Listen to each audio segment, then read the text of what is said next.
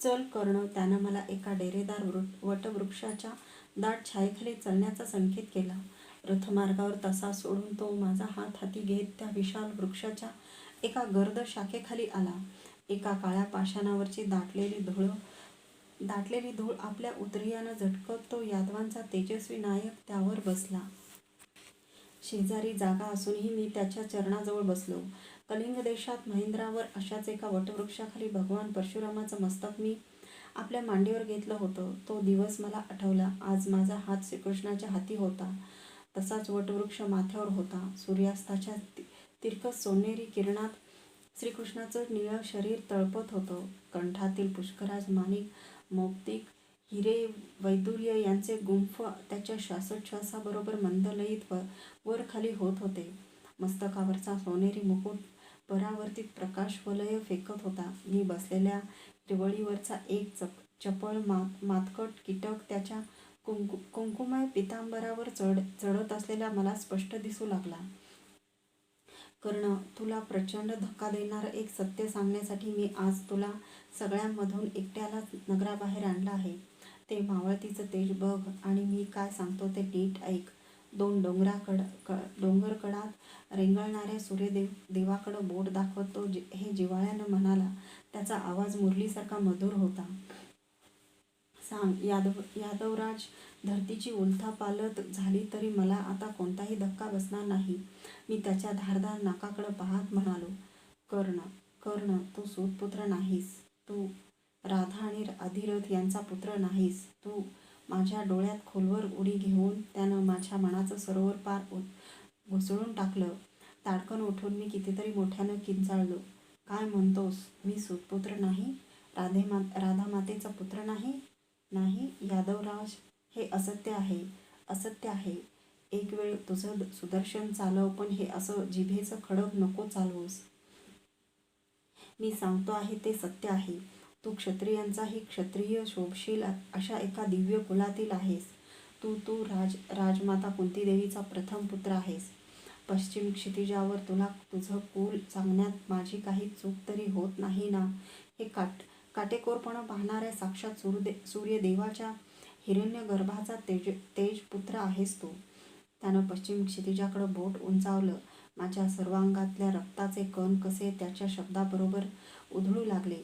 हर्ष, अभिमान, महानतेची जाणीव यांनी मनाचा कोश फुटून नेत्राच्या पन्हाळीतून सरसर पाझरू लागला.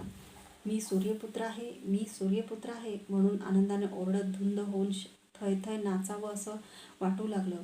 माझ्या जीवनाचं राजवस्त्र सामाजिक संकेतांच्या स्वार्थाच्या अहम मान्यतेच्या धुळीत तप निर्दयपणे तुडवणाऱ्यांना गरजून सांगावंसं वाटत होतं की मी सूर्यपुत्र आहे, मी सूर्यपुत्र आहे, तेजाचा पुत्र आहे, हीन नाही, क्षुद्र नाही. कर्ण, तू राधेय नाहीस, कौंतेय आहेस. म्हणूनच पांडवांचा सख्खा बंधू आहेस. थोरला. पाषाणावरून उठत श्रीकृष्णानं माझ्या खांद्यावर हात ठेवला. त्याच्या शब्दांपेक्षा त्याचा स्पर्श शीतल होता. श्रीकृष्णा, सत्य काय आणि असत्य काय तेच मला समजेनासं झालं आहे. मी कौंतेय आहे तर कुंतीदेवीपासून दूर का?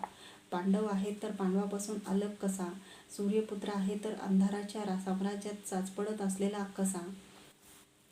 ती एक महान कथा आहे. जगातल्या कोणत्याही पाषाण हृदयी मानवांचंही अंतःकरण पाझरावं अशी करुणामय आहे.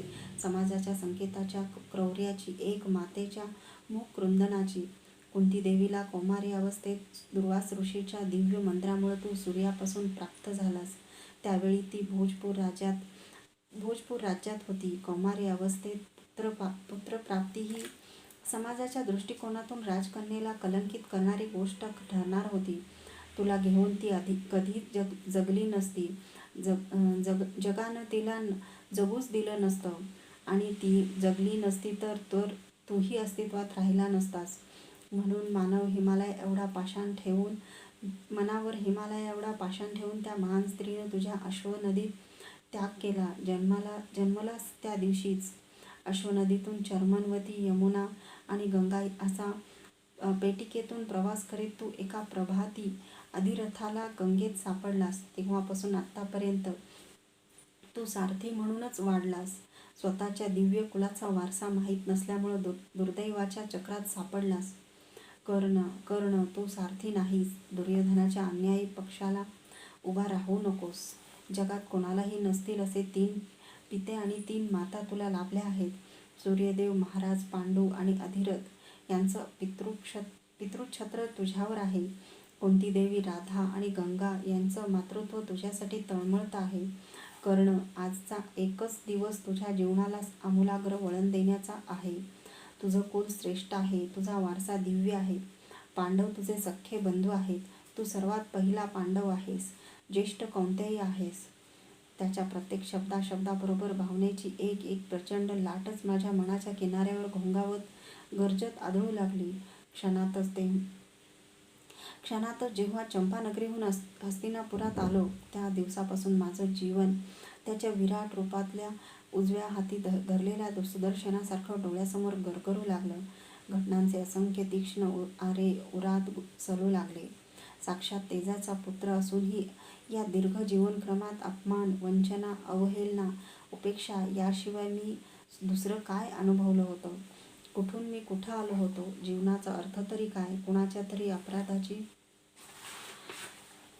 अपराधाची हृदय पिळवटणारी एवढी महान शिक्षा दुसऱ्या कोणालाही मिळावी हेच जीवन आहे काय? साक्षात सूर्यपुत्र असूनही नियतीच्या किती क्रूर थपडा खात आलं होतं माझं आयुष्य. की ज्या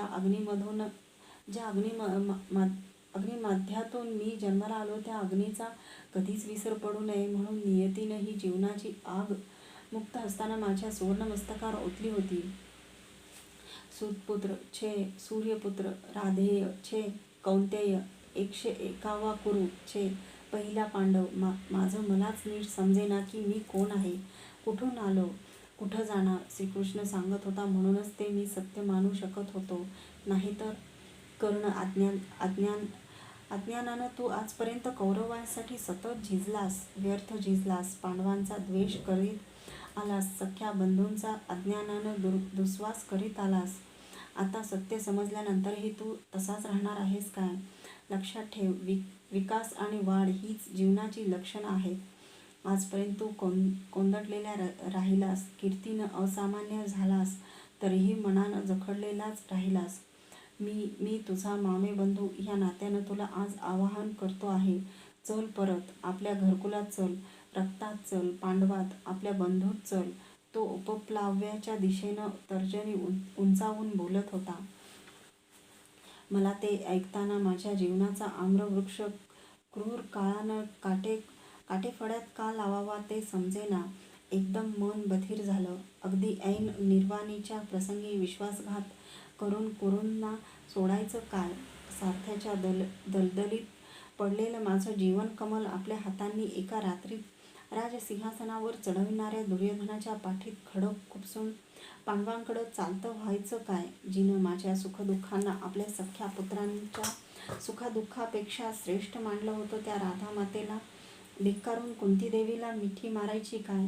नाही, मी कौंतेय नाही, मी राधेयच आहे. नाही, मी सूर्यपुत्र नाही, मी सूतपुत्र आहे. संस्कारांनी घडवलं तेच माझं जीवन आहे.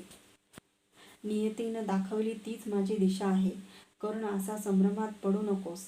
चल, माझ्या समवेत रथारूढ हो आणि सरळ उपप्लाव्याला चल. धर्मशास्त्राप्रमाणे तू पांडुराजाचा कालीन पुत्र आहेस, ज्येष्ठ पांडव आहेस. वेदवेत्या ब्राह्मणात राहून तू आपलं धर्मज्ञान वाढवलं आहेस. ब्रह्मचर्य आणि अर्ध्यदान, आत्मसंयमन, दानसत्र यांनी तू महात्पदाला पोचला आहेस. प्रत्येक पांडव एकेका गुणात श्रेष्ठ आहे. तू तर सर्व गुणांनी युक्त आहेस. पहिला पांडव हे सार्थ नामाभिधानच तुला शोभण्यासारखं आहे.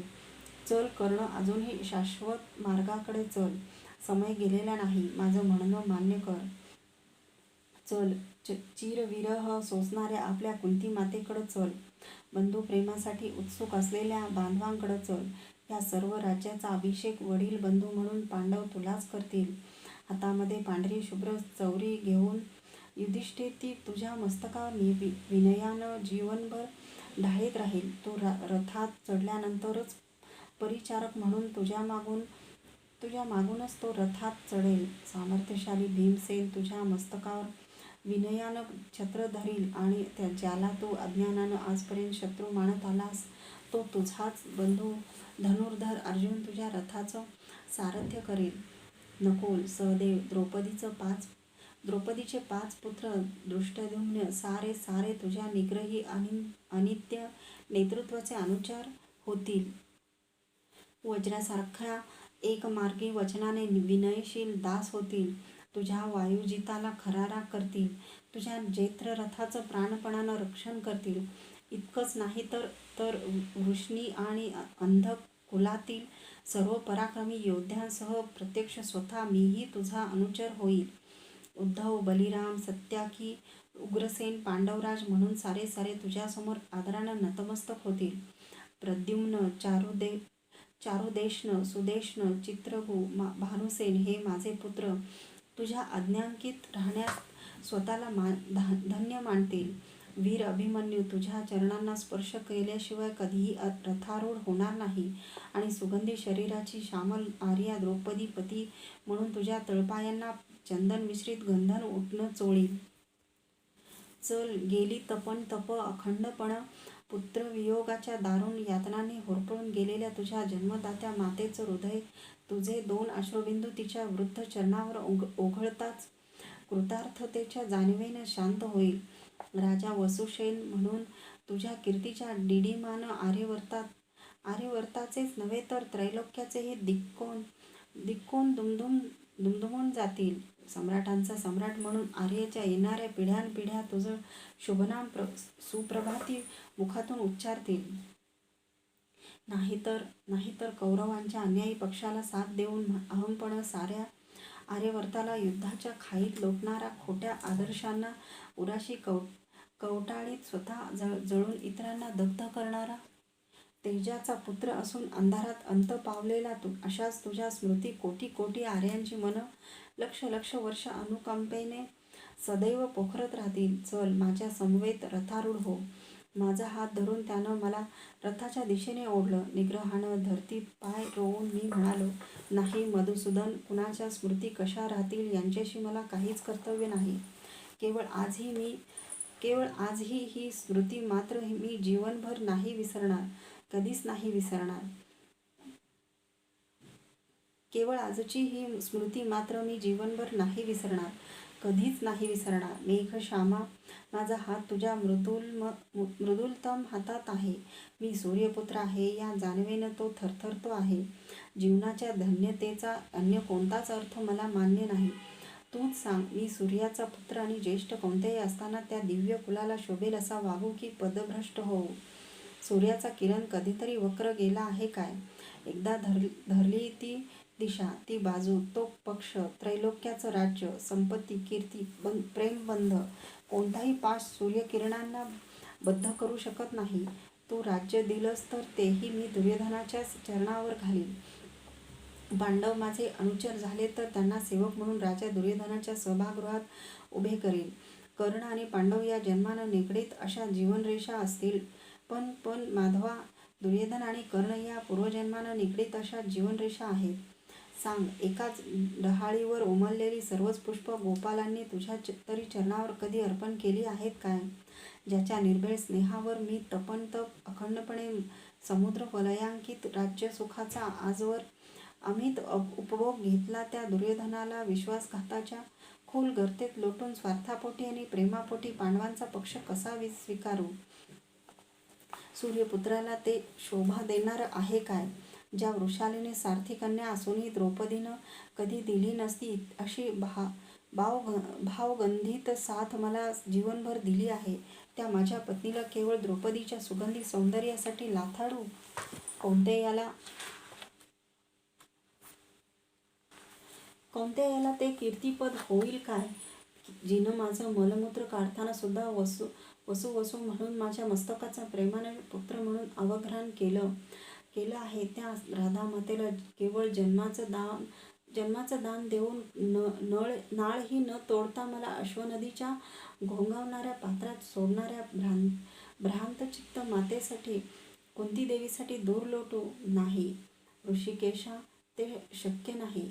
प्रत्यक्ष मृत्यू प्रत्यक्ष मृत्यूचा मुक्त वर्षाव माझ्या मस्तकावर झाला तरीही चालेल, पण स्वतःचं एवढं घनघोर मरण मी कधीच पत्करणार नाही.